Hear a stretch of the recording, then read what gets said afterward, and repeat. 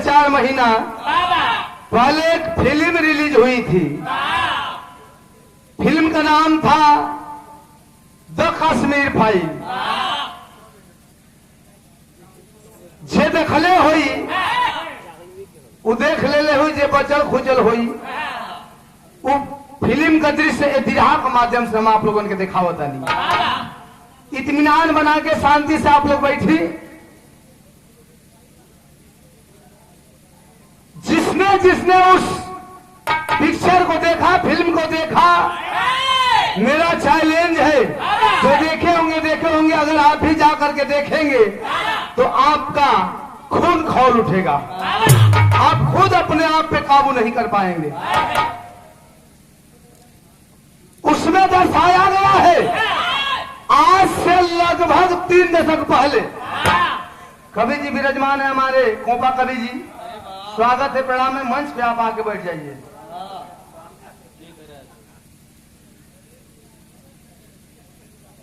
और आज से लगभग 3 दशक पहले 19 जनवरी सन 1990 में हिंदुस्तान का हृदय, हमारी कश्मीर की धरती, कश्मीर के लोगों पे, कश्मीरी पंडितों पे, कश्मीरी हिंदुओं पे, कश्मीरी मुसलमानों द्वारा, पाकिस्तानी मुसलमानों द्वारा करारा प्रहार किया गया।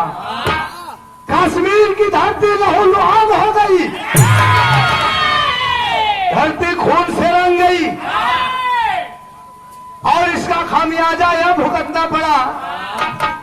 देखो भैया, सिटी वाला काम ना हो, संभाल रहे थे।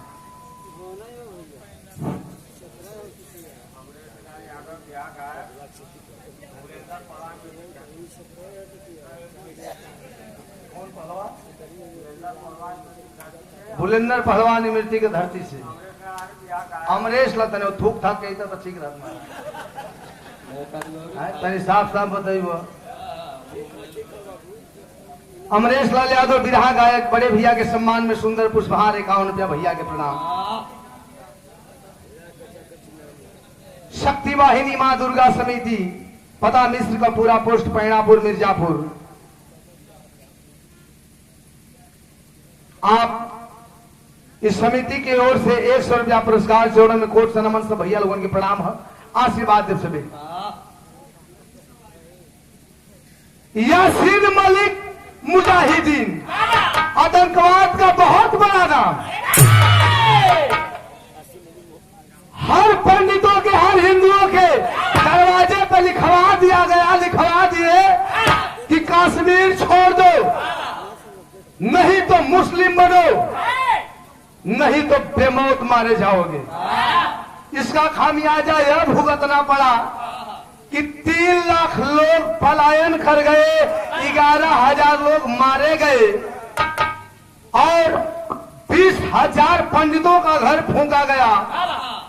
105 स्कूल तथा कॉलेज फूंके गए, 103 मंदिरें तोड़ी गई।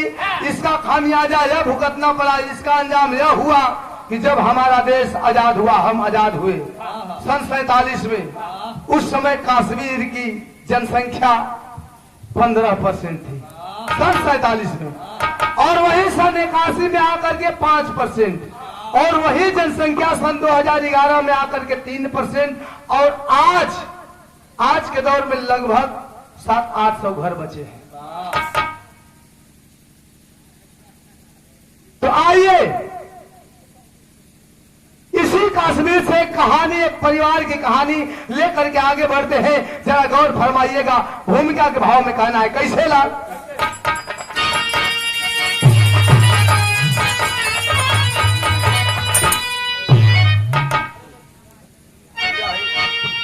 हेलो हेलो, दबा कहे के देता उठौले रहा। हेलो, एक बार सेट करके अंगुलिया वो मत, सीटी पर रोक दो, जहां चिल्लाए हो जरूर रोक दो। आओ भैया।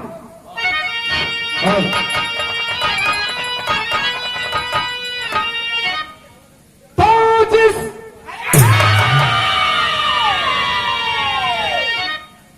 जिगर में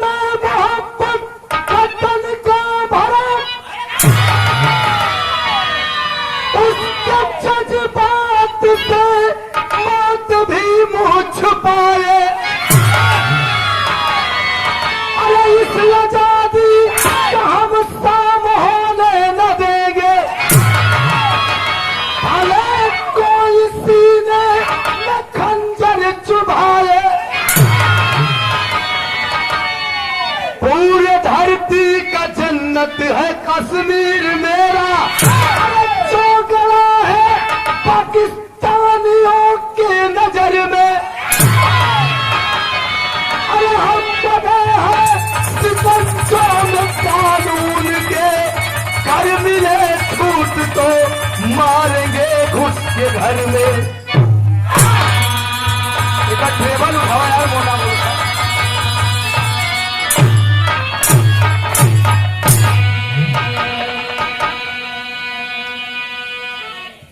नूर मोहम्मद फेजू यादव, ग्राम बरजी, मुकुंदपुर में हनुमान जी के श्रृंगार के उपलक्ष्य में विराट विरह का आयोजन किया गया है, जिसमें कलाकार हैं धर्मेंद्र सोलंकी देवरिया और गायिका प्रियंका माधुरी प्रयागराज।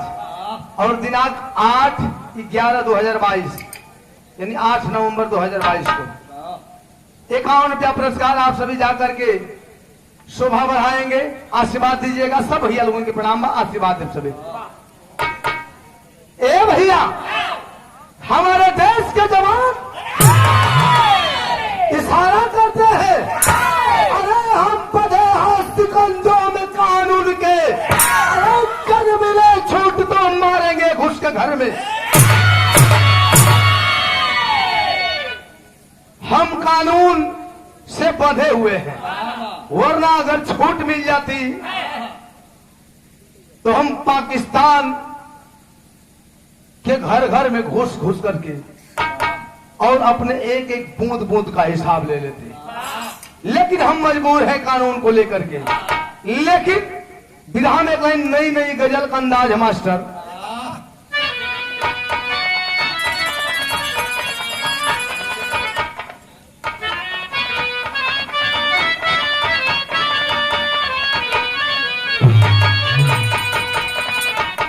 एक तरफा प्यार, कौनो प्रेमी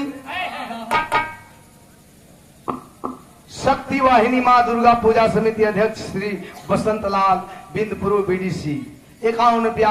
सब भैया लोगों के प्रणाम है, आशीर्वाद दे सभी। कोई ऐसी कहता है एक तरफा प्यार, यानी लड़का को ओर से डिसीजन हो गल बा, लेकिन उजाला जी अभी लड़की ओर से कोनो सिग्नल नहीं है। प्रेमी कहता है तुम मानो या ना मानो, लेकिन मेरी एक बात सुन लो। क्या कहता है?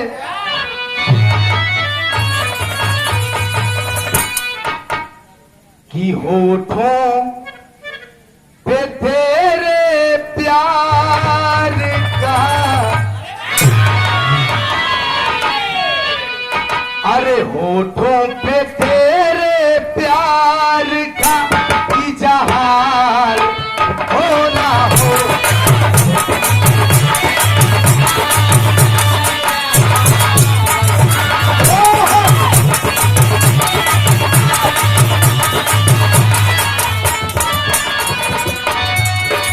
होठों पे तेरे प्यार का इजहार हो ना हो।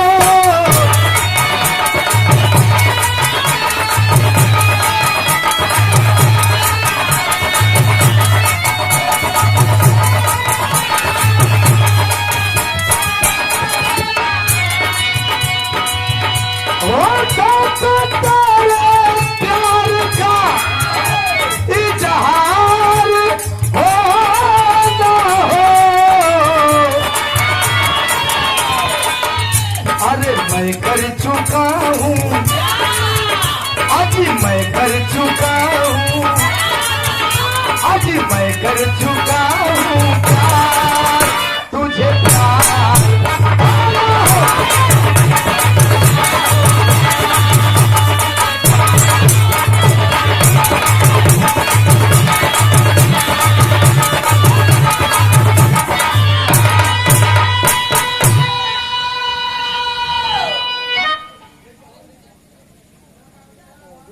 अर्जुन यादव जो आप शिक्षक हैं और साथ साथ लोकगीत विरहा गायक भी बड़े सुंदर हैं, दुबेपुर महेवा पोस्ट हरिहरपुर बेदौली मिर्जापुर। और विरहा का मुकाबला है 6/10/2022 जोगिया बारी, जिनमें कलाकार हैं गायिका नीतू राज और गायक हैं अर्जुन यादव। महेवा मिर्जापुर से 100 रुपया पुरस्कार। सुंदर पुष्पहार भैया के प्रणाम, सब भैया लोगों के प्रणाम है। आशीर्वाद देव सबे ए भैया। लेकिन कवि जी एक सच्चे वीर की उपमा लिखते हैं, सच्चे वीर की पहचान लिख रहे हैं। कैसे?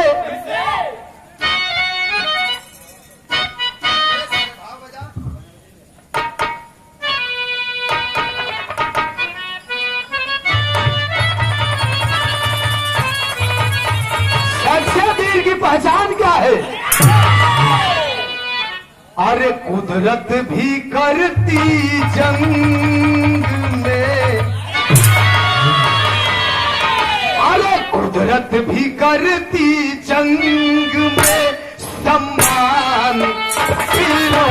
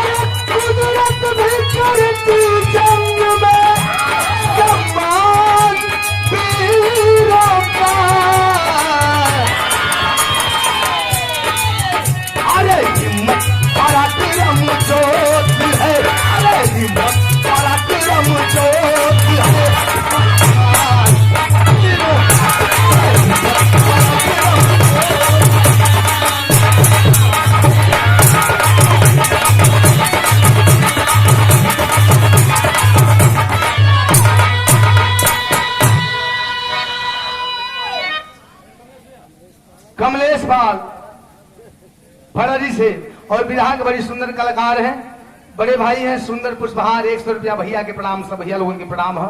आशीर्वाद दे सभी। जो सच्चा वीर होता है उसका सम्मान यह कुदरत भी करती है, और जिसके अंदर हिम्मत हो, हौसला हो, जीने मरने का परवाह न हो, वही है सच्चा वीर। बिरहा का कहानी हमारे आगे बढ़त हुआ जौहरी छंद से। कहला बिरहा में जौहरी छंद वीर उसका बिरहा का श्रृंगार होला। और जौहरी में डबल कलर, अरे नहीं यार, स्टाइल, अंदाज, क्वालिटी डबल। स्वर्गीय बुल्लू गुरु जी का अंदाज, स्वर्गीय रामदेव गुरु जी का अंदाज। लोग बतावे ना कि स्वर्गीय बुल्लू गुरु जी तनी में ही पर मिस के पीस के घिस के रगड़ के गावा, उस शब्द को मैदे बनाओ तो। लेकिन वही चीज के स्वर्गीय रामदेव गुरु जी उठाई के गावा। हाँ हो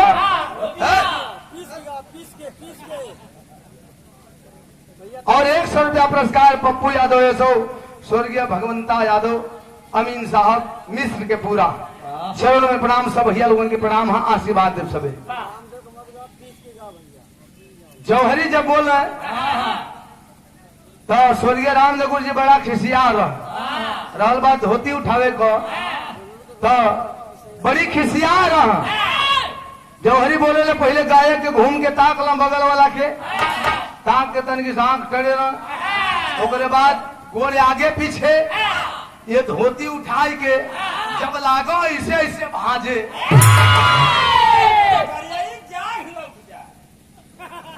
माने करिया जांग लो के उनको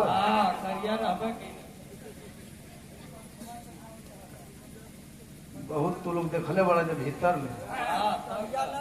ए भैया, लेकिन जब जो सियाई जाए जब लागो भाज के गावे तो बगल वाला गवैया का हालत पंचर रहल। बात उठावे को तो हारमोनियम का रीड उठा के गावे।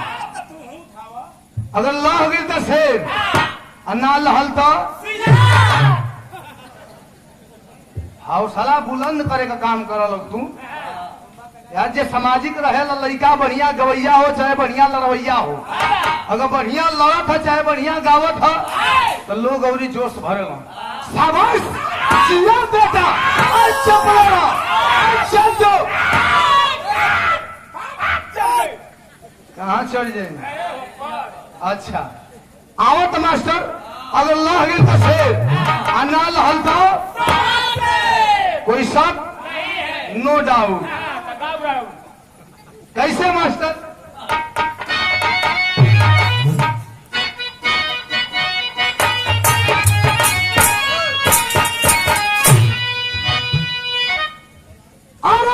भारत देश हमारा जो धर्म गुरु कहलाता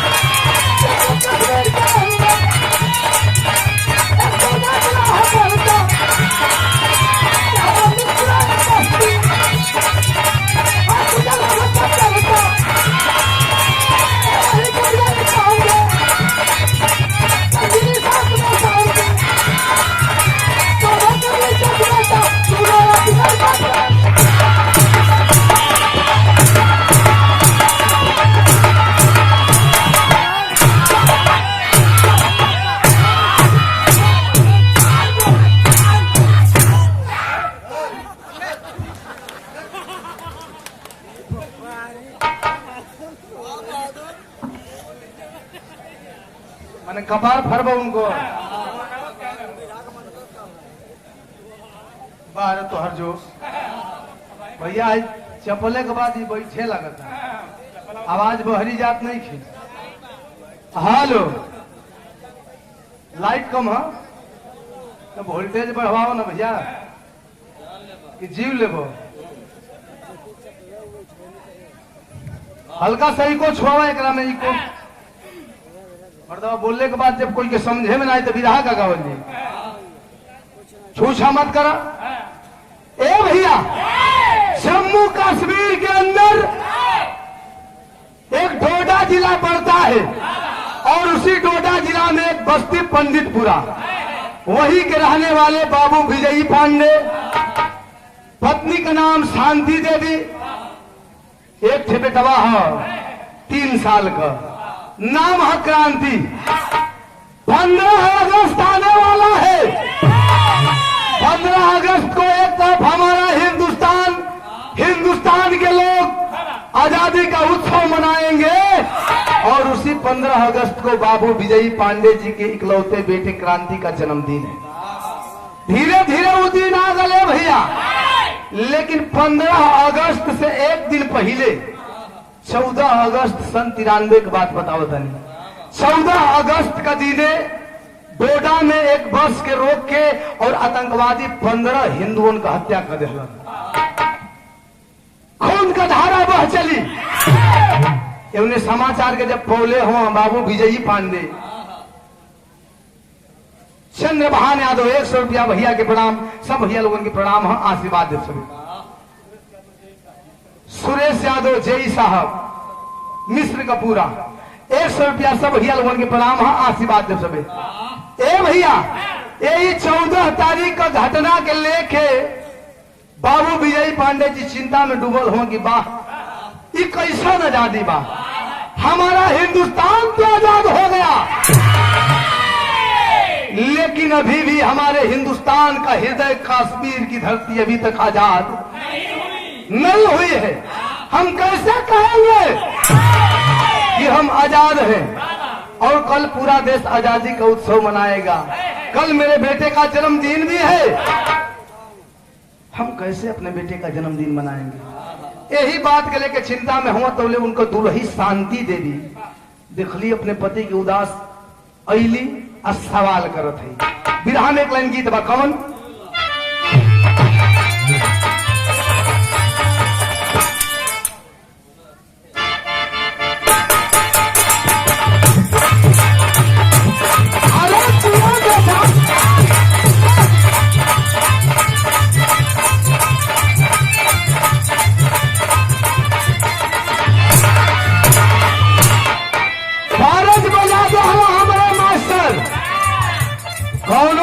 दुल्हन अपने दुल्हा से नाराज बा, उदास बा, तो मर्दा जाके पूछा था काहो काहे उदास बारू? यही बोला तो मेहरारू है के मुंह फेर ले दिया। कह दिया मर्दा कहता मौगी से कहा, अरे खाना पीना ना बनैले बारू, भोरे से मुंह लटकैले बारू।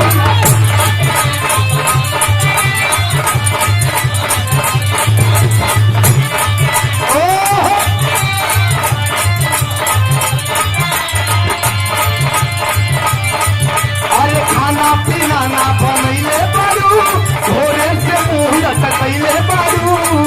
अरे काहे बेचैनी में बारू करेगा, ये जाता तोहर पुतारा, तोहर पुतारा।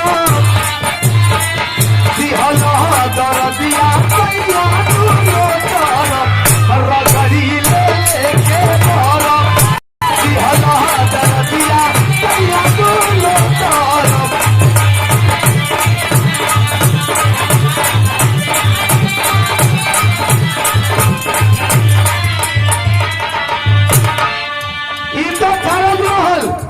लेकिन शांति देवी अपने पति विजयी पांडे से सवाल करो थी का, अरे बबुआ के काले जन्मदिन बा, ए सैया मन काहे महलीन बा, काहे उदास बनी?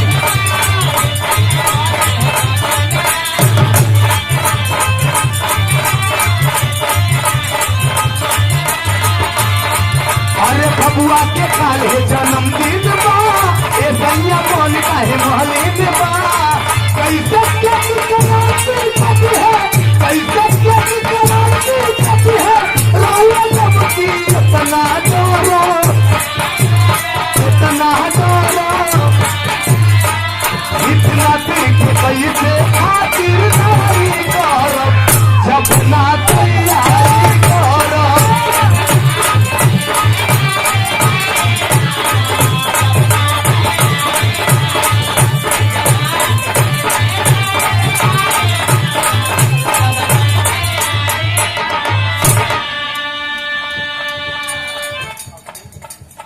अमरेश लाल यादव विधायक बड़ी सुंदर कलाकार हमारे बड़े भैया की ओर से पुनः 100 रुपया पुरस्कार भैया के प्रणाम, सब भैया लोगों के प्रणाम है, आशीर्वाद के सभी। शांति देवी पूछा थी का जी, अरे काल बचवा का जन्मदिन मनावे के बाद अरे कौनो सामान न आई, न सजावट का सामान आई, न केक आई, न भोज भात का सामान। रघुआ यहाँ मुंह लटका के बैठा लिखा है। विजयी पांडे कहा कि हाँ हो, बात तो सही है, बका हम बताएंगे। देखो ना, काल एक तरफ हमारे देश आजादी का उत्सव मनाई और दूसरी तरफ हमने को अपने बेटवा का जन्मदिन मनावल जाए। लेकिन जाना था आज का समाचार, डोडा में एक बस के रोक के और 15 हिंदुओं का आतंकवादी हत्या कर देना। कैसे हमने की खुशी में शामिल रुकल जाए, कैसे देश आजादी का उत्सव मनाई, कैसे हम अपने बेटवा का जन्मदिन मनाई। चेहरा डरा गई भाई क्रांति की मम्मी। क्रांति की मम्मी जब सुनली तो कहली सुनी इ नया कौन रही, ये हमेशा ही कुछ हो जाता बा। आज का घटना को छोड़ी काल के बारे में सोची, रहुए जब इतना अधीर हो जाए, टूट जाये, तो हमारा छोट बेटवा क्रांति कैसे केक कटी है।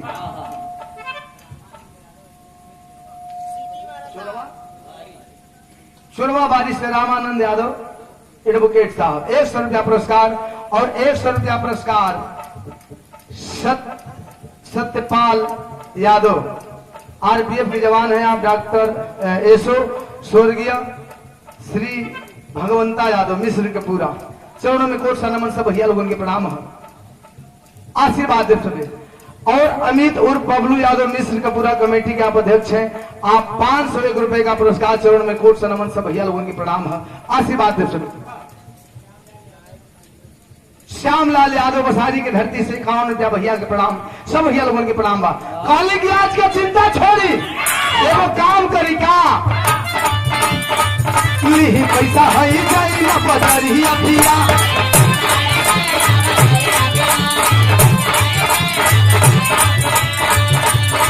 हमके ले आई के बोलाई बड़िया पिया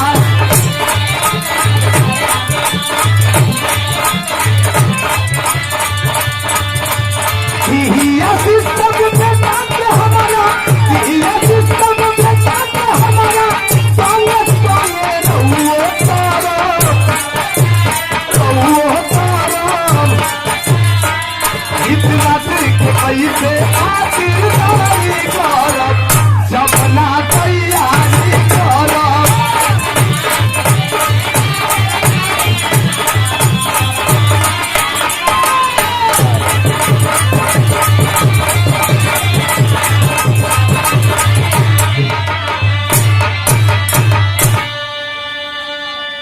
विरहा का विराट मुकाबला 4 अक्टूबर वाराणसी, जिसमें कलाकार हैं कमलेश पाल फरड़ी मिर्जापुर से और गायिका पूजा निगम आजमगढ़ से। दिनांक 9 अक्टूबर को छत्तीसगढ़ में गायक कमलेश पाल फरड़ी मिर्जापुर और गायिका लक्ष्मी प्रियदर्शी बिहार। डबल छक्का मरले बड़ा भैया के प्रणाम। सब भैया लोगों के प्रणाम, आशीर्वाद दे सके। कहली एगो काम करी चिंता छोड़ी भाई पैसा ले कुल सजावट का सामान लिया के बाद भोज भात का सामान लिया के बाद केक नहीं खिलाई। केक ऑर्डर दे दी काल एकदम सवेरे ही आ जाएगी चाहिए। हई 2000 रुपया धरी अलग से तनी एगो हमारा खातिर खूब कथई कलर का चमकौआ साड़ी तनी ले ले कहे कि हम बबुआ को मम्मी है ना। 10 गो मेहरारू कुल जुटी हाँ तो 10 गो मेहरारू में हमके एक पीस लगे के चाहिए कि हम लड़का कमाई है। अलग ठाट बाट हमारा रहे के चाहिए। भेज दहली बाजारे बेचारू बाजारे गई लो बड़ बाजार को के लेके आ गई लो। बिहान भर जन्मदिन का तैयारी होता, केरो भोज भात बनता, केरो सजावट होता, केरो कुल लड़का नया नया कपड़ा पहिर के हितगण सब अपन चुरगता, सब खुशी में हो। एक तरफ पूरा देश का आजादी का उत्सव का तैयारी होत बा। धीरे धीरे शाम हो गई। रउआ लोग जाना तानी आजकल 6 से 7 बजे किरण जे ही डूबी केक काटे के तैयारी हो जाए। हालांकि केक वही समय कटे के चाहिए जेकर जो बजे जौने दिने जन्मदिन भयल बा, जो तारीख के वही घड़ी केक कटे के चाहिए। लेकिन आजकल केकरा पास समय बा, केक काटे का समय हो गई भैया। तो कवि जी विदेशिया का भाव लिखता हूँ कैसे।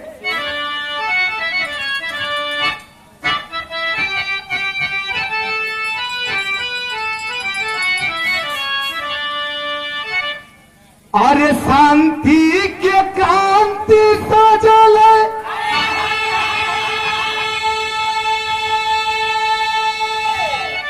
अरे सजल घर आंगनवा हो।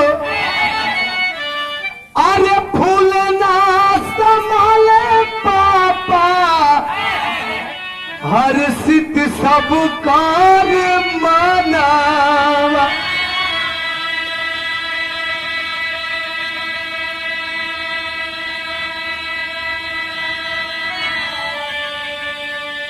एक तरफ देश पूरा आजादी का उत्सव मना रहा है हमारा हिंदुस्तान, हमारे हिंदुस्तान के लोग। दूसरी तरफ यहर बचवा का जन्मदिन मनाता क्रांति का। माई नया साड़ी पहन के अलगे चुरगत है, लड़का अलगे खुशबा बाबू अलगे सीना तान के घूमत हो कि हमारे बेटवा का जन्मदिन हो। इतना पड़ाका फोड़ब, इतना धुआं उड़ी कि कबो कोई का जन्मदिन में धुआं नहीं उड़ल। हाँ तो कोई कहे कि हाँ तो कोनो लड़का का जन्मदिन मनाता, पूरा हितगंज चहल पहल भोज भात बना था। केक काटे का समय हो गई। तब गोदिया बिठा के माई अरे कहली बेटा केक काटा, तब ले का एक भी जी कतल बातें ही छाना।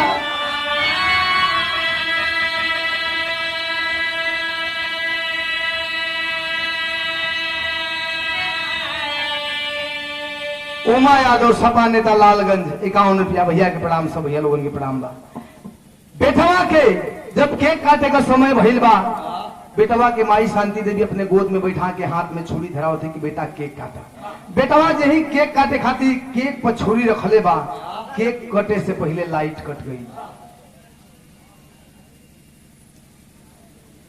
महादेव कमेटी मिश्र के पूरा 100 रुपया। पूरे कमेटी के लोगों के प्रणाम, सब भैया लोगों के प्रणाम, आशीर्वाद दे सभी। केक काटे के बटवा बेचवा क्रांति केक पर छुरी रखले है केक काटे का थी, तो ले केक काटे से पहले लाइट कट गई। जब लाइट कटल तब आई ले आतंकी सबके, अरे चारों ओर से घेरी घेरी, अरे तारा तारा गोलियां चलावे बेईमान।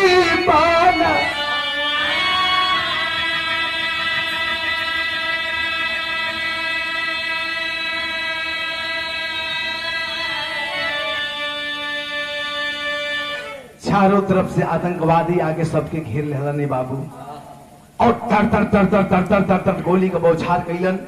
चंदे मिनट में ओ खुशी का पल गम में बदल गई। धराशायी हो गए लोग, लाश का बिछौना बिछ गई भैया, धरती खून से लाल हो गई।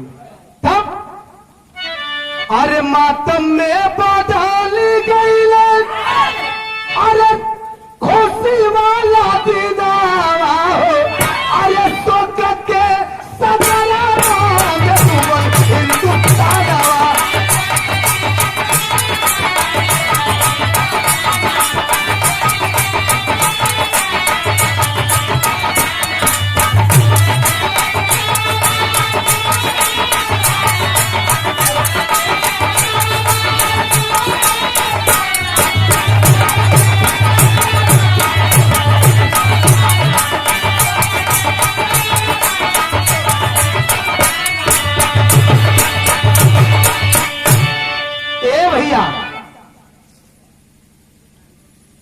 पूरा देश का खुशी और परिवार का खुशी, जन्मदिन वाला चंदे मिनट में आतंकवादी ना लाश का बिछौना बिछा के चल गिलन, वो खुशी गम में तब्दील हो गई। कवि लिखते हैं आजादी के दिन बर्बादी का, आजादी के दिन बर्बादी का मंजर कश्मीर के वादी में, कितनों का घर उजड़ गया आतंकवाद की। उतना बड़ खुशी एक पल में गम में तब्दील हो गई, बदल गई भैया। तब दुनिया में इंसान बनाने, दुनिया में इंसान बनाने वाले भी आज शर्मिंदा है। लाशों की ढेर में विजयी पांडे जी अभी भी, लाश का ढेर में बाबू विजयी पांडे कैसो कैसो घायल तो हुआ, लेकिन जिंदा बच गए हुआ, सुरक्षित हुआ। तब विजयी पांडे ढूंढ रहे, विजयी पांडे ढूंढ रहे बेचैन से शांति को। जब नजर पड़ी है बेटा पर, झट गोद में ले लिए क्रांति को। उल्लास का ढेर में विजयी पांडे अपने दुल्हन शांति देवी के तलाश करत हुआ, खोजत हुआ। न जिंदे पता चलता न मुर्दे पता चलता, खोजत हुआ। तो नजर पड़ल है अपने बेटवा क्रांति पर। बेटवा भी एकदम सही सलामत सुरक्षित बचल। लाश का ढेर में को कोना में बैठ के खेलता। 3 साल का लड़का का जानता कि मौत का होले, जिंदगी का होले, खुशी का होला, गम का होला। खेलता। दौड़ के बाबू विजयी पांडे उठा के सीना से लगा के चुम्मे चाटे लगल। तब ले बेटे को विजयी पांडे, ले बेटे को विजयी पांडे जालंधर भाग के आए हैं। रहा लंगोटिया यार भीम सिंह घर उनके शरण। तब जालंधर भाग के आगे बेटवा के लेके, बचपन का लंगोटिया जा रहलन भीम सिंह। उन्हीं के घरे इलन लगलन अपन बीतल कहानी सुनावे, अपन दुखड़ा सुनावे। पूरा परिवार भीम सिंह का सुन के गम के सागर में डूब गई। तब भीम की पत्नी सीमा उस्तम, भीम की पत्नी सीमा उस्तम बच्चे को गले लगाई है। चिंता ना करिए भाई जी, तब धीरज उन्हें, भाई जी चिंता मत करिए, सब ठीक हो जाएगा। बच्चे को ले लेती है, जैसे एक माँ अपने इकलौते बेटे, अपने पैदा किए हुए बेटे को सीने से लगाती है। भीमसेन की पत्नी भी विजय पांडे के बेटे को सीने से लगा लेती है। धीरे धीरे जिंदगी बितावे लगलन अपने यार का परिवार में शामिल हो गए, अपने बेटवा क्रांति के साथ। धीरे धीरे समय बीतत बा भैया, लड़का चटकारू हो गल, नाम लिखा गल, पढ़े जाए लागल, आवे जाए लागल, चटकारू हो गल। एक दिन सवेरे में के बाद बाप पढ़े गयल, जब पढ़ के शाम को घरे आयल, पहुंचल फील्ड में, मैदान में खेले कूदे खाती। फुटबॉल का गेम होता, फुटबॉल का गेम होता, तो हर गेम में भैया गड़बड़ी हो जाले। गेम में गड़बड़ी हो गल तो लड़का कुल क्रिया खाना, कोनो विद्या के खाता, कोनो बाबू कसम, तो कोनो कसम। क्रांति भी कसम खा ललस की महतारी के लिए, महतारी का कसम। पहले वही में एक मिला तो चुप रहे, तू का माई का क्रिया खा ले रे, आए तोर माई कहाँ आई है? कलश हमारे घर में माई ना है का? तो दूसर का कलश कह रहे पगला, तू जब नहीं कि माई कहले ना, वो तोर माई ना है, तोर माई का तो पते ना कि जियत है कि मर गई, तो धर्म कमाई है, तो के पलले पोसले ही है। ए भैया वो क्रांति का कलेजवा में बतिया तीर जैसन लग गई। घर पहुंचल है, रोज अपने वो धर्म कमाई सीमा देवी का लगे सुते, लेकिन आज जा दिन मेहनामा सुन ले हो, वो दिन अपने बाबूजी का लगे जाके सुतल बा, अखिया से आंस चलत बा, रोवता। बाबू विजय पांडे जी का जब नजर पड़ल बेटवा क्रांति पर, पूछत हो बेटा कहा रोत हो बेटा, झगड़ा हो गया का, कोई कुछ कहला सका? बिलक पड़ा, कहा कि पापा एक सवाल मेरे कलेजे में तीर बन के चुभ रहा है, जब तक इसका जवाब नहीं मिलेगा मुझे सुकून नहीं मिलेगा। बाबू बोला बेटा तू तो पढ़े में इतना तेज, कौन सवाल में फंस गई? बेटवा कलश की, पापा खा जो ने माई कहिला, हमार माई नहीं खाए। बाबू विजय पांडे जी कहला, रे बेटा इको कहाँ उल्टा सीधा बात पूछत हुआ? कलश की बाबूजी तो के हमार कसम, खा जो ने माई कहिला, हमार माई नहीं खाए।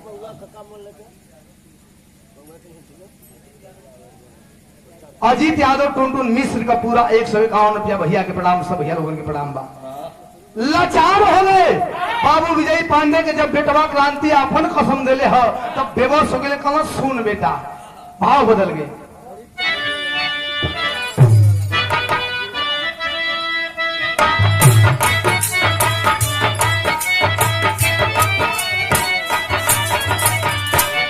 बाबू विजय पांडे जी बतावत हो अपने बेटवा से अपन बीतल हालात का। रोई रोई बतावे लगले बाबूजी बतिया रे, बाबूजी बतिया तो बेटा भुलाया नहीं जी। बेटा पूछत हुआ तो सुना, आज भी वो दृश्य हमरे आंखी के सामने ना चला, चाह के भी ना भूला पाइला। कौन दिन पापा बतावत हुआ? 15 अगस्त चलती रनबे के राती आती, रनबे के राती आने मन चुराई तोरा जन्म दिन। बेटा 93 के बात बा, 15 अगस्त के दिन एक तरफ पूरा देश आजादी का उत्सव मनावत रहल और दूसरा तरफ तो हर जन्मदिन हमारे मनावत रहल। केक सजावल गई, सब कोई जुट गई, केक काटे का तैयारी होत रहल। जे वही केक काटे चल रहा है बेटा, लाइट कट गई तो ले आतंकवादी आगे चारों ओर से सबके घेर ले। आतंकवादी घेर लेवन पापा, तब का भाई बतावत हुआ कि तारा तारा गोलिया चा लव बेईमाना वाचा, लव बेईमाना वाचा, उनसे भारतिया भैरव जी। ए बेटा आतंकवादी अइलन चारों ओर से सबके घेर के आ गोली चलौलन, गोली का बौछार कैलन। चंदे मिनट में खुशी गम में बदल गई, लाश का बिछौना बेच गई। हम बच गई, तू हूं बच गई। तब तोहरा खेले के बेटा जनवा बचाई भगली, जनवा बचाई भगली, पांचला पाता वही दीदी। बेटा हम बच गई, तू हूं बच गई ना। तोरे माई के लाभ ढूंढ ली, लेकिन न जिंदा पता चलल न मुर्दा पता चलल। तो के लेके भाग के अपने यार के घरे आके जालंधर में दिन बितावत है। जब इतनी बात सुन ले है बेटवा क्रांति, सरिया गनगन गनगन कांपे लगे। तो फिर हवा में तर्ज बदल गया।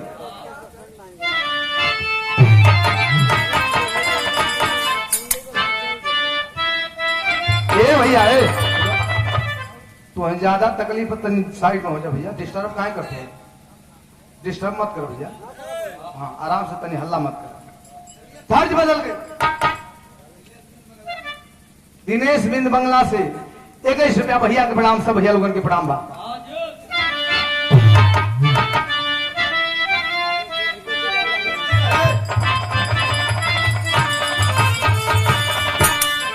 तर्ज बा कि एक कोटेदार लहंगा निकलूं जब डाल के, एक कोटेदार लहंगा निकलूं जब डाल के, छुड़िया चल जाए मेरी, छुड़िया चल जाए मेरी मतवाली चाल पे, छुड़िया चल जाए मेरी मतवाली चाल पे।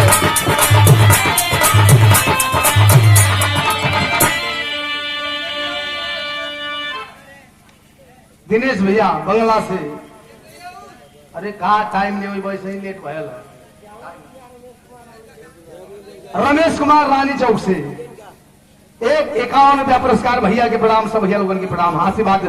लेकिन जब बाबूजी बतिया जब घटनावा के बारे में बतैले हो अपने बेटवा क्रांति से, तब बिरहवा में भाव कवि जी लिखता हूं का, क्रांति के मन में गूंजे, क्रांति के मन में गूंजे, क्रांति के खून हो, क्रांति के मन में गूंजे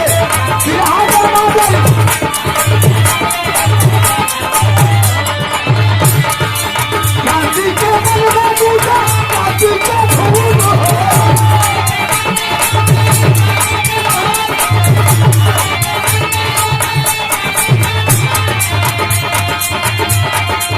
क्रांति के मन में गूंजे, क्रांति के खून हो। पापा के बात सुन के, पापा के बात सुन के, पापा के बात सुन के।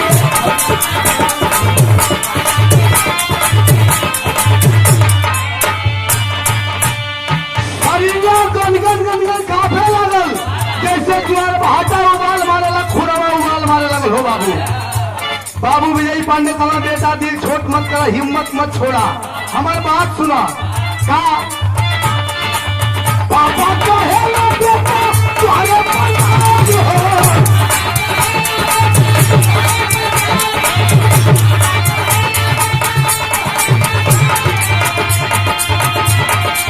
बनवा तू फौजी वाला, बनवा तू फौजी वाला, चला हमसे बात हो।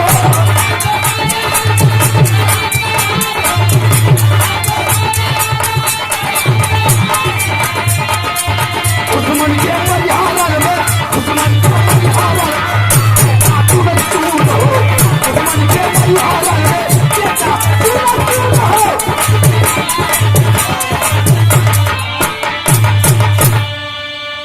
ए बेटा तोरे प्रति बड़ा सपना हरे मनवा में, अरमान सजौले है, सपना सजौले है कि तोके फौजी बनाई। ए बेटा फौजी बनवा ना, गलत जी बाबूजी तोहरे उम्मीद से हमेशा एक कदम आगे रह। गलत ठीक बा बेटा, लेकिन जानत हुआ चाहती तो तोहके डॉक्टर बना देती, इंजीनियर बना देती, जज बना देती, पढ़ा लिखा के कलेक्टर बना देती। लेकिन फौजी बने काहे कहता नहीं। फौजी दूसरा भगवान हमारे धरती का, और सबसे बड़ी भक्ति देशभक्ति, राष्ट्रभक्ति। फौजी बने काहे कहता नहीं। फौजी का परिभाषा सुन लो। फौजी क्या है, फौजी किसे कहते हैं, फौजी होता कैसा है। तर्ज बदल गई।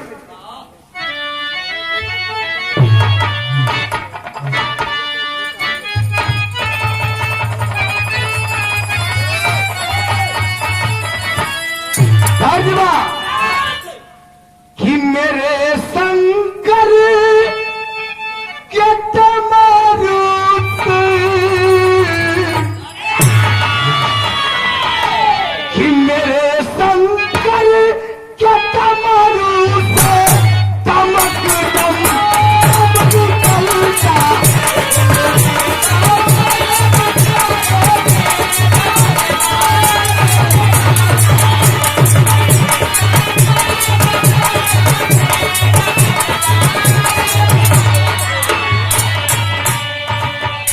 लेकिन ये देखा फौजी के कहल जाला, काहे कहता नहीं फौजी बनावे खातिर। सुन लो फौजी का क्वालिटी का होले बताओ थोन कि वतन के अरे नाम पर हक की, वतन के अरे नाम पर हक के लुटाते फौजी, वतन के नाम पर हक के।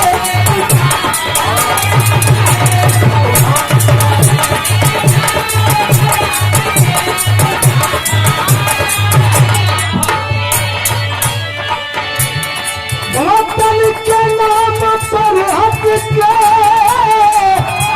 लुटाते जाने फौजी, सरहदे सरहदे इज्जत के रक्षक, सरहदे इज्जत के रक्षक मेरे भगवान है।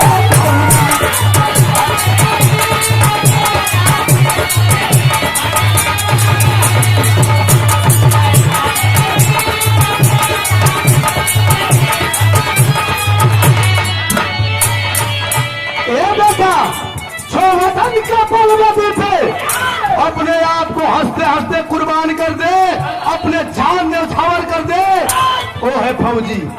जो इस तिरंगे झंडे के लिए अपने सर को कलम करवा दे, वो है फौजी। जो एक हिंदुस्तानी के बदले सैकड़ों पाकिस्तानियों के सर को काटकर हिंदुस्तान में लाने की हिम्मत रखता है, वो है फौजी। एक बात और कहलन का, सरहदे हिंद के रक्षक मेरे भगवान गए फौजी, सरहदे हिंद के रक्षक मेरे भगवान है फौजी। तिरंगे चलिए हरदम, तिरंगे चलिए हरदम लुटाते जाना है फौजी।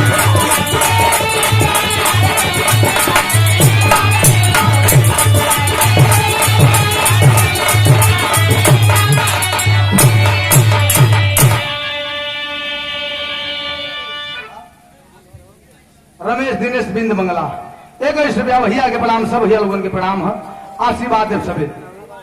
ए भैया जब इतनी बतिया सुन ले हा बेटवा, कलश बाबू जी चिंता मत करा, तोहरे हर उम्मीद पर खरा उतरब, चिंता मत करा। बिरहा में तेजी से बताओ लगे कैसे।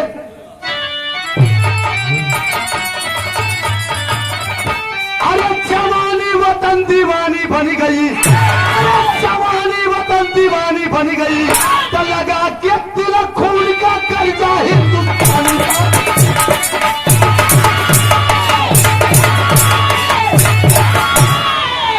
लगा के तिलक खून का कर्जा हिंदुस्तानी, जवानी वतन दीवानी बन गई। ए भैया जब बाबू इतनी बतिया बतौला फौजी का क्वालिटी परिभाषा सुनला के बाद जोश जागल, चारू ओर तकलस, सब्जी चीरे वाली चाकू रखले रहा, जाके मरलस कर दे, उठावा फाट गल, खून निकल गल। बाबू विजय पांडे कहा, अरे बेटा ई का कलस की बाबू जी जौन खून बा यही खून में तोहरो खून शामिल बा, माइयों का खून शामिल बा। लाही तिलक लगा दे और तो से वादा करत है कि फौजी बनब और अपने हिंदुस्तान के लोगन के एक एक लहू के एक बूंद बूंद कतरा कतरा का हिसाब ले। ए भैया, फौजी बने का जुनून मन में सवार हो गल, रियाज पानी खोरे लागल, अंजाम का निकलल। सन 13 में मिली सफलता, सन 13 में मिली सफलता। फौजी बन घर आया है विजयी पांडे, बिहार उठे चरणों में शीश। सन 2013 में सफलता मिल गई, फौजी बन गया। ट्रेनिंग बिता के, ट्रेनिंग पूरा करके कुछ छुट्टी मिले, जब ट्रेनिंग पूरा हो जाले वही छुट्टी में घरे आयल हो, जाके बाबूजी को सुहर के गोड़ धोई चाहता, बाबूजी अधे पर उठा के सीना से चपका ले, सीना से लगा के अपने फौजी बेटवा क्रांति के कहत हो कि ऐसा बेटा मेरे अंश में, अरे ऐसा बेटा मेरे अंश में, यह सौभाग्य हमारा है। सरहद ऊपर मर मिट जाना, क्योंकि ये हिंदुस्तान तुम्हारा है। बेटा, तुम्हारी जगह मेरे चरणों में नहीं, मेरे हृदय में यहां है। और फौजी तो बन गए, एक सपना तो मेरा पूरा हो गया। लेकिन सुन लो, इस वतन के लिए, अपने हिंदुस्तान के लिए मर मिट जाना, लेकिन दुश्मन का छक्के छुड़ाने से बाज मत आना। धीरे धीरे समय बीतत बा भैया, जब ट्रेनिंग को छुट्टी हो अब खत्म होके का कगार पा गई बा, तौले आया रिश्ता शादी का, आया रिश्ता शादी का। विजयी बाबू नामीस किए, निशा नाम की लड़की से क्रांति की शादी। अबे छुट्टी में कुछ दिन बाकी है, तौले तिलकहरू आ गई ना, क्रांति बेटवा का शादी तय कर दे। शादी तय हो गई, शादी तय कैला के बाद धीरे धीरे ट्रेनिंग वाली छुट्टी खत्म। छुट्टी बिता के बेटवा अब बाबू का आशीर्वाद लेके पहली बार ड्यूटी ज्वाइन करे चलल है। बाबू जी कहा ठीक है बेटा, जुग जुग जिया, हमारा आशीर्वाद तोरे साथे है। लेकिन ए बेटा, बियावा का दिनवा रखा गल बा, हरदिया का दिने तनी समय से आ जाई, काहे कि बार बार बियाह ना होला।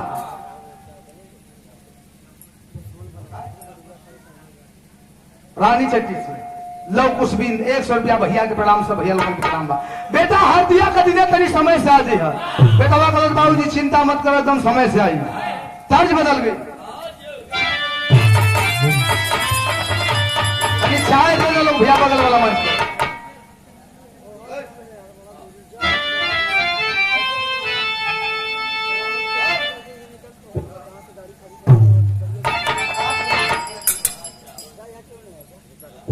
जब हम बोल रहे हैं तो ले जाके तले पिया और दे कहीं का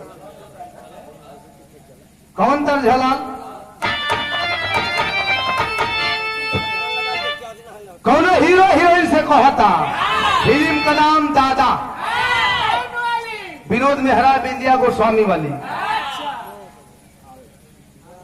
इमरती पुखरा, शिवशंकर यादव। 100 रुपया भैया के प्रणाम, सब भैया लोगों की प्रणाम। कौन तर्जबा?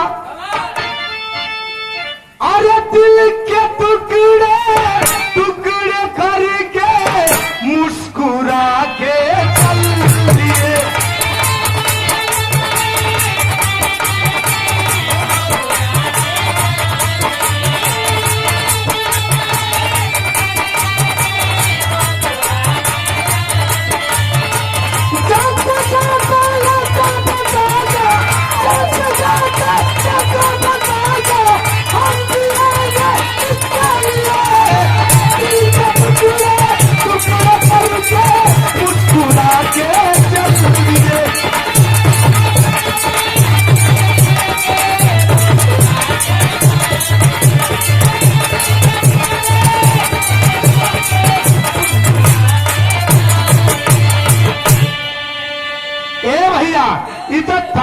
लेकिन जब क्रांति फौजी चलल है, पहली बार ड्यूटी ज्वाइन करे तो कवि जी बिरहवा में भाव लिखत हो, कैसे चलल है, का लेके चलल है।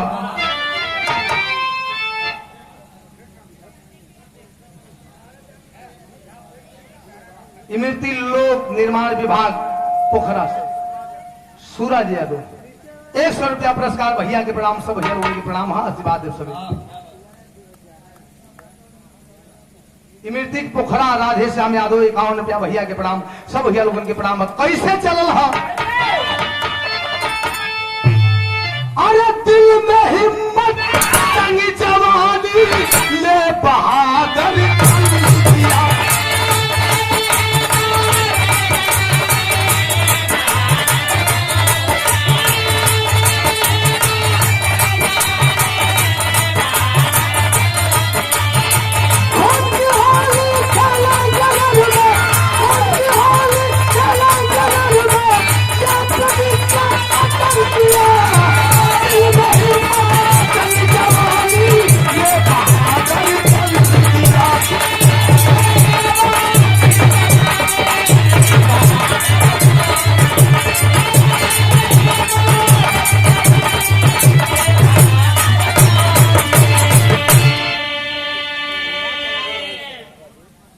यादव इमरती का पोखरा 100 रुपया भैया के प्रणाम, सब भैया लोगों के प्रणाम। हाँ आशीर्वाद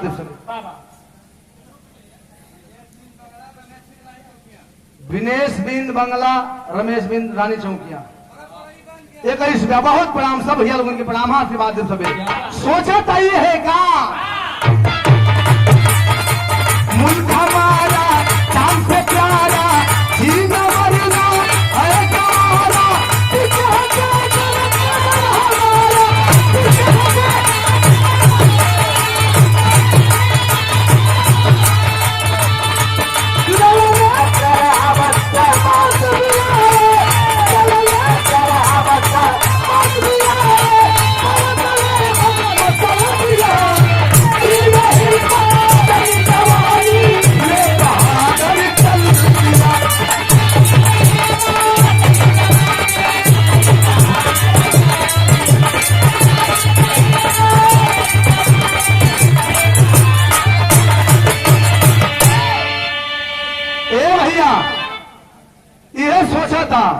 कि ये हिंदुस्तान हमारा है, ये कश्मीर हमारा है।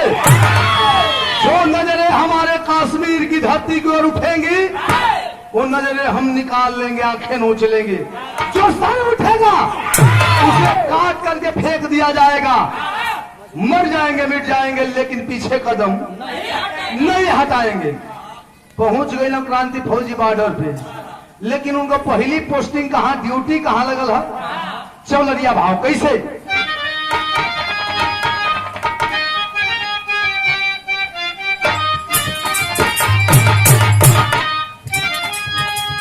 स्वर्गीय रामदेव गुरुजी, हमारे विजयी गुरुजी का गुरुजी स्वर्गीय रामदेव गुरुजी अपने जवानी कालम में ये चौलरिया के गाय के बड़ी मछल के गौवा गाय के चल गिला हो भैया।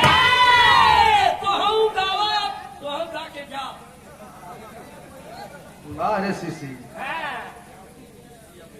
कैसे गाँव भैया? अरे बारी उमर कमर लचकनियो, बारी उमर कमर लचकनिया, कोई की चल हुर के पनिया, कोई के धुला धुलनिया।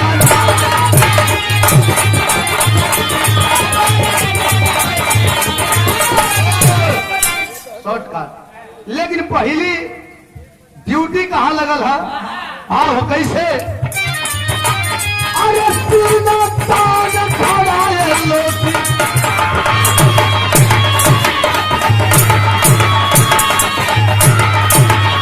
सीना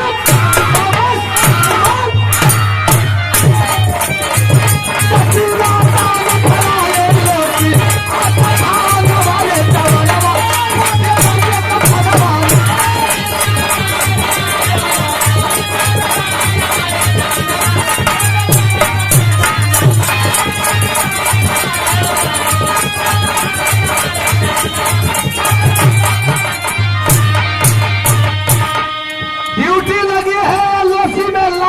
कंट्रोल। एलओसी में ड्यूटी लगल है, 2-3 महीना बीत गए ड्यूटी करत। एक दिन रात का ड्यूटी देता तो ले देखत का है एक दिन। अरे बुढ़िया भागे बचाई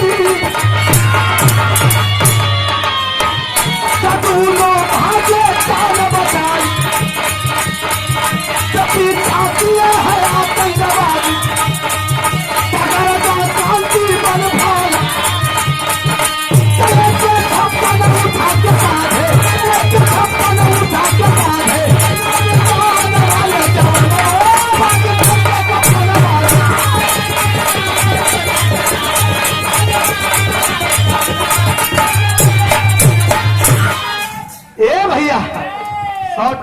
नमस्कार। देखो था ड्यूटी पे खड़ा हो, देखो था कि एक थे बुढ़िया एक थे जवान लड़का आगे आगे भागत हो, पीछे पीछे 10 गो आतंकवादी खेदले हो, गोली का बौछार होता है भैया। तो ले नजर पड़ल बा क्रांति फौजी को, उठा लिया के छप्पन और आगे बढ़ा है, भीड़ गया आतंकवादियों से उस बुढ़िया और उस जवान को बचाने के लिए। समझ गया कि कोई हिंदुस्तानी है जिनका पीछा ये साले आतंकवादी किए हैं। लड़ाई शुरू हो गई, तब प्रमाण क्या मिला?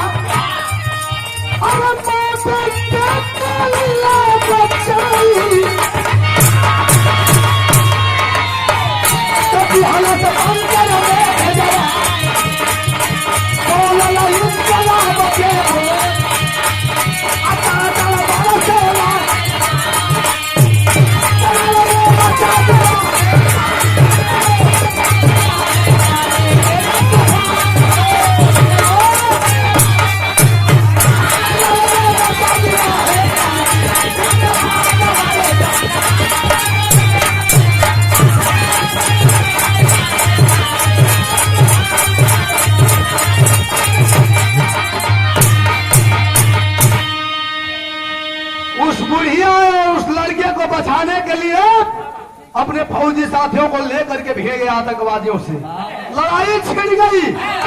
अंजाम यह निकला कि उस बुढ़िया उस लड़के को बचा लिया, भेजवा दिया बंकर में, और इधर लड़ रहा है। उधर बुढ़िया और लड़कवा सुरक्षित पहुंच गया बंकर में कर्नल साहब के पास। इधर क्रांति अपने फौजी साथियों के साथ आतंकवादियों से लड़ा था। मन में कहा चला था वो दुश्मनन का प्रति पहपर के भाव।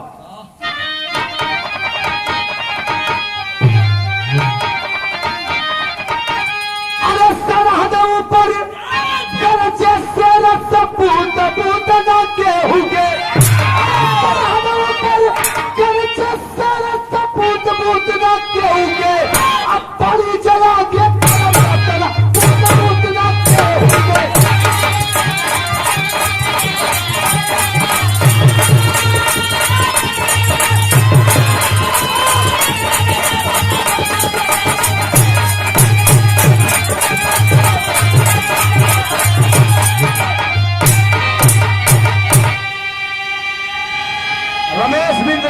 से पुरस्कार भैया के प्रणाम। ए भैया सोचा था कि तो हम रहब की तो साला आतंकवादी रही हम, आज दूगो में कहीं गो बची कि तो आतंकवादी कुल बचे कि तो हम मर जाते, लेकिन आज सबक सिखा देवे के हम। ओहर बुढ़िया उ लइकवा कर्नल साहब के पजरे बैठल हुन सुरक्षित। कर्नल साहब पूछत हुआ का, अरे हमारी कर्नल साहब पूछे बुढ़िया से सच्चाई हो, और अपन बीतल हाल सुनावे लगली तब बिल कोई हो। कर्नल साहब बुढ़िया माई से पूछत हुआ कि रउआ कैसे आतंकवादी कहाँ थे लग गई, कैसे भयल सब। बुढ़िया माई रो रो के पूरा अपन दस्तान बतावे लगली कि ये साहब 15 अगस्त का दिन रहल सन 93 के बात बा, हम अपने बेटवा क्रांति नाम रहल बेटवा का, ओकरे पिताजी का नाम रहल विजयी पांडे। अपने बेटवा क्रांति का जन्मदिन मनावत रही।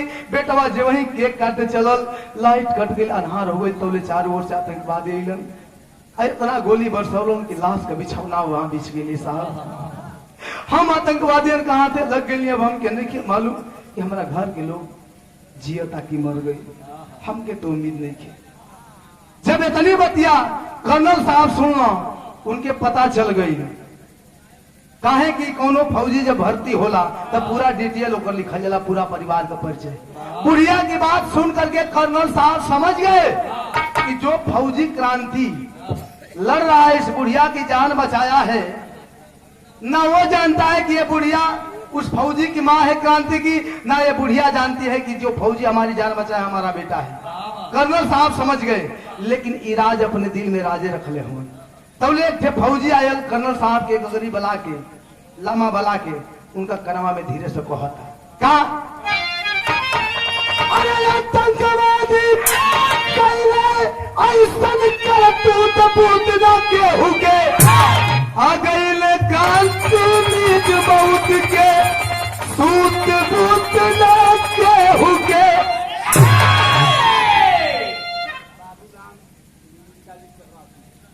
बाबूराम डिग्री कॉलेज के चपरासी हैं। बाबूजी की ओर से 200 रुपया बहुत 20 रुपया बहुत और प्रणाम सब भैया लोगों के प्रणाम।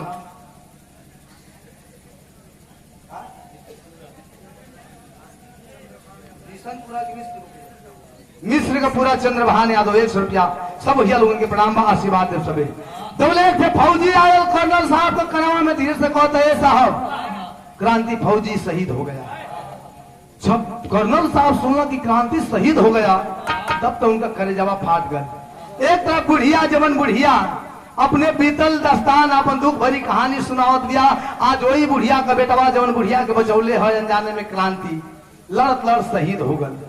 कर्नल साहब सोचत हुआ कि बुढ़िया तो एक तरह अपन बीतल कहानी सुनावत बा एक थे दुख सुनाते बा जब ई जानी कि जवन फौजी हमार जान बचौले है हमरे बेटा है क्रांति है तो बर्दाश्त ना कर पाई। कर्नल साहब का अखिया बरसे लागले भैया। तो कभी जी आल्हा का भाव लिखत हूँ कैसे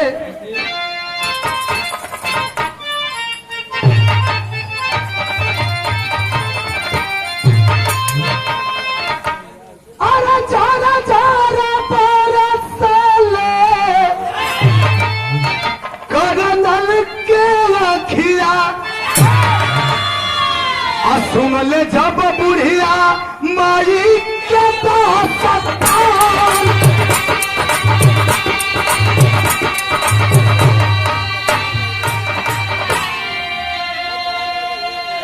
अरे फसवाली गाड़ी से जालंधर भेजवले कहे उहे मिली माई तोहरा खून खाना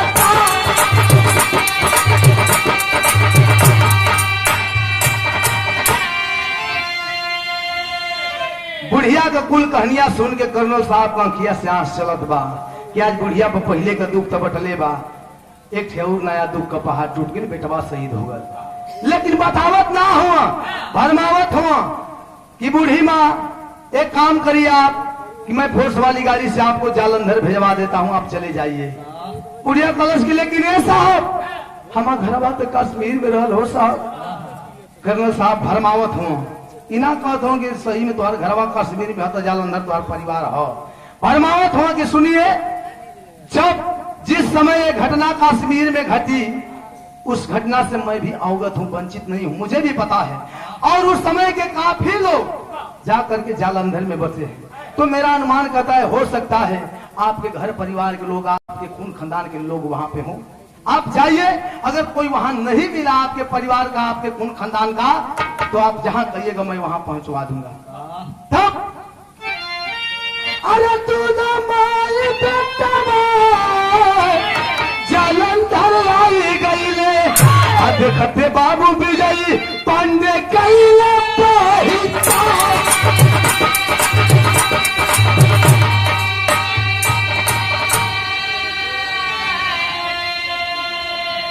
दोनों बुढ़िया लड़कवा फोर्स वाली गाड़ी से आके सटीक जालंधर विजयी पांडे के दरवाजे पर आ गए। बुढ़िया अनजान है लेकिन कर्नल साहब के तो एकदम एक्यूरेट पता मालूम हो कि जालंधरे में इनका परिवार है। लेकिन वो करे थोड़ा सा भरमा के चकमा दे के भेजले वहां बुढ़िया के कि तू जा जालंधर में। जालंधर फोर्स वाली गाड़ी से वो बुढ़िया आई फोर्स के साथ आकर के दरवाजे पे गाड़ी लगी चहल पहल बा भीड़ भक्कड़ बा। अंदरवा से विजयी पांडे कि जब पता चला कि फोर्स वाली गाड़ी आ गई तो सोचत हो कि लगत हमार पेटवा आ गई क्रांति। जब घरे से बाहर निकलना देखत हुआ एक दूगो फौजी बाहर एक बुढ़िया एक जवान लड़का है। धीरे धीरे पंजरा गईला देखते देखते जाते जाते पहचान गईला वो बुढ़िया के रहल शांति देवी विजयी पांडे के बिछड़ल पत्नी। पहचान गईला रोए लगलन आ रो रो के कहत हुआ का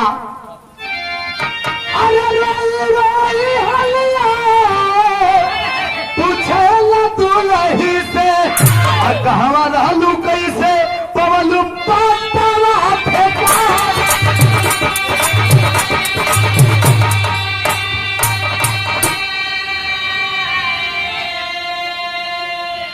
विजयी पांडे पहचान गए रोवे लगन कि कहाँ रहलू कैसे आयलू बारे भगवान हम तो सपनों में ना सोचले रहली कि तू अब हमसे कबो जीवन में मिलबो करबू। लेकिन भगवान के लाख लाख शुक्रिया कि तू आज वापस आ गेलू और वो भी खुशी का दिन है। लेकिन बतावा कहाँ रहलू, कैसे यहाँ का पता पैलू, कैसे अयलू? जब बाबू तोहरे संगवा हुआ ई के कर बचवा हुआ, जब ई बतिया पूछला कि ई के कर बचवा हुआ, तब शांति देवी बतावत है।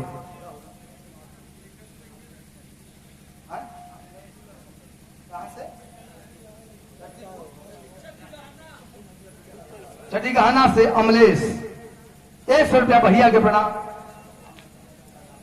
राम सकल यादव पैणापुर से 51 रुपया भैया के प्रणाम। सब भैया लोगों के प्रणाम बा। शांति देवी बताओ थी सदर भाव। अरे लेके पापी गई चलिया, अरे वह पैदा भैया तोहर के तरमान, अरे सीधा चला अरे लाख लाख शुक्रिया तोहर बाटे भगवान। अरे माई के नजर लगे है संत के, अरे बाबू पहलाल तोहर भौजी भगवान।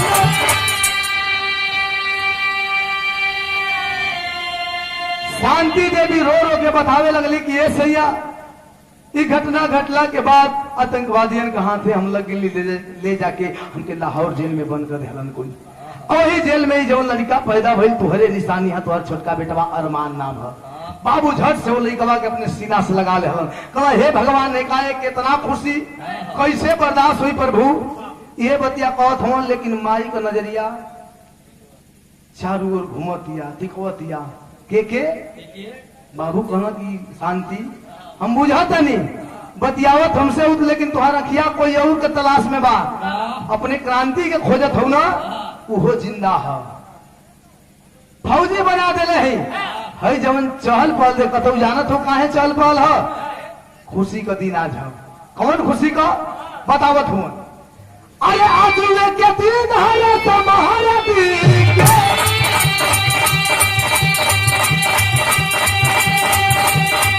अरे साला हत्या कैले हो या ना दे परेशान।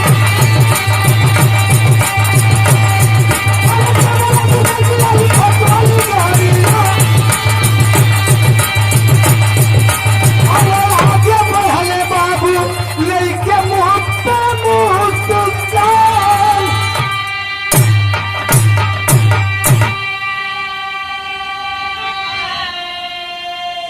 बतियावत हो कि जब चाल पाल देखा तो आदमी कुल जुटल हो ना, तो हर बेटवा के फौजी बना दिले हैं, क्रांति फौजी हो। आज जब चाल पाल देखा था वो बियाह तय कर दिले हैं, आज वो हरदी हो वो होते हुई। ये बात विचार होता तो ले दूसर की फोर्स वाली गाड़ी आ गई। जब फोर्स वाली गाड़ी आई, सुरेश यादव मिश्र के पूरा जय साहब 100 रुपया। चलो में कोट सनमन सब भैया लोगों के प्रणाम बा। अबे कहते हो तो फोर्स वाली गाड़ी आ गई। बाबू विजयी पांडे कहते जरूरत हो कि देखा देख हमारे आगल, कहते भागत फोर्स वाली दूसरी की गाड़ी के जात हुआ तो बोले 4-5 फौजी जवान ताबूत के साथ बाहर निकले।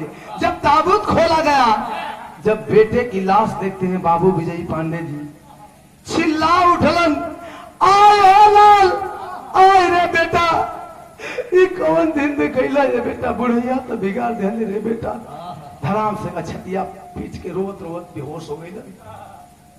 जब होश में अलन, जैसे आप लोग यहाँ जुटल बानी, सबसे घूम घूम के रो रो के कहे लगलन कि भैया तू ही लोग बतावा खाई बढ़िया काम बा, तू ही लोग बतावा कि जब उन्हें बेटा के हम अपने कंधा पे बचपन में घुमा के मेला देखौनी, आज वही बेटा के कंधा पे कैसे लाश उठाई बे भैया, कैसे अर्थी उठाई। सब लोग रो पड़े, सबकी आंखें बरस रही थी, सबका कलेजा मुंह को आ रहा था। लेकिन समझा बुझा करके शहीद क्रांति की लाश लोग लेके चले हैं। शमशान घाट पे चिता सजाई गई, उस चिता को अग्नि दी जा रही है। तब तक एक लड़की अपने परिवार वालों के साथ आती है। जो वही बाबू विजय पांडे चिताओं में अगिया लगाओ था, चिल्ला पड़ल कि रुक जाइए पिताजी, रुक जाइए 1 मिनट। सब लोग मोड़ के देखा था, वो लड़की के तो देह में हरदी पोतले, अपने परिवार वालों के साथ रोवत बिल खतावत दिया। वो लड़की के रहल जो उन्हें लड़की से शहीद क्रांति का शादी तय रहा। हरदी पथले बा जाके शहीद क्रांति का लाश के ऊपर से चिता पर से लकड़ी हटा के चेहरा सामने बा एक छे बात कहलस रोवत या कहत या का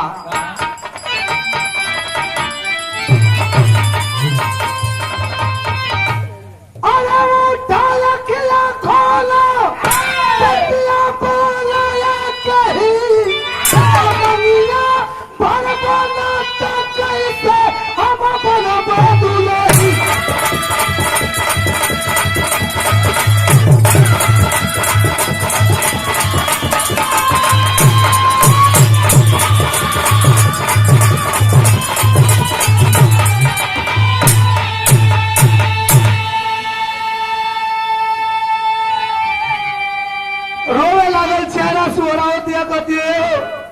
उठाना तो के पता नहीं खे कि आज तो हरदी देखा हमारे बदन में हरदी लागल बा हमारे हरदी लागल बा तू उठा हरदी लगवाला ना उठवा एक बात सुन ला यदि उठवा ना तो हरदी ना लगी जब हरदी ना लगी तो बियाह ना हुई तो हमारे मांग में सिंदूर ना पड़ी और जब सिंदूर ना पड़ी तो हम तो दुल्हन कैसे बनब कैसे तो दुल्हन बनब लेकिन कोई जवाब नहीं लाशें कभी बोला नहीं करती है कलर सुना ना बोल बना मत बोला लेकिन तोहरे परिवार का लोग तोहरे घर का लोग तोहर बड़ा तारीफ करेला बड़ा तारीफ सुन ले का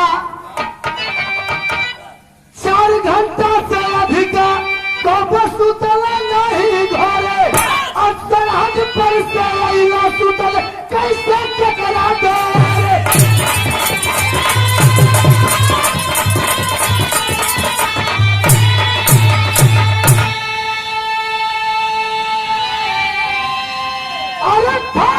सब कर छातिया सब भी रही मंगिया भरवाना तो कैसे हम अपन बदले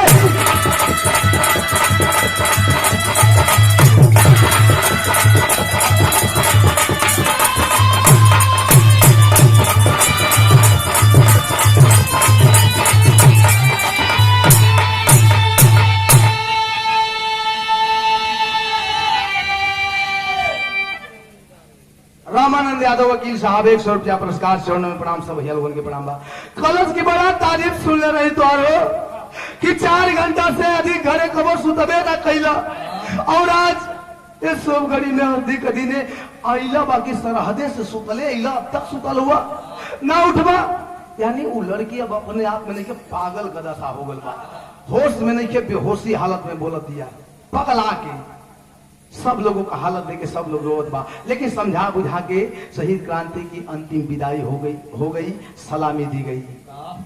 तो ये रहा एक फौजी का दस्तान फौजी के परिवार का दर्द और उस फौजी की शहीद होने का दर्द। इस दर्द को हम समझते हैं आप समझते हैं लेकिन अफसोस कि इस दर्द को एक फौजी शहीद के दर्द को और एक शहीद के परिवार के दर्द को महसूस नहीं करते ये राजनेता जिन्हें हम सबसे ऊंची गद्दी पे राजा बना करके बैठाते हैं।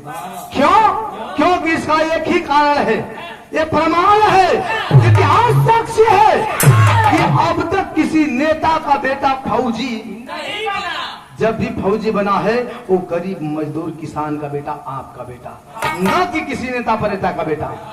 एक फौजी की एक और क्वालिटी वो फौजी भले अगर आम आदमी हो लड़का है तो लड़का जवान है तो जवान बूढ़ है तो बूढ़ का है लेकिन एक फौजी भले ही 80-90 साल का बूढ़ा हो लेकिन जब भी उसे हम कहेंगे तो फौजी एक 80 साल के बूढ़े फौजी को भी हम जवान शब्द कह करके संबोधित करते हैं। तो ये रही एक फौजी की दास्तान और क्वालिटी। आखिरी भाव गुरु बिहारी गुरु राम खिलावन साथे कहे रामदेव चंद का मुसाफिर कवि के माथे जवानी वतन दीवानी बन गई कभी अखिलेश का दिल है हिंदुस्तानी जवानी वतन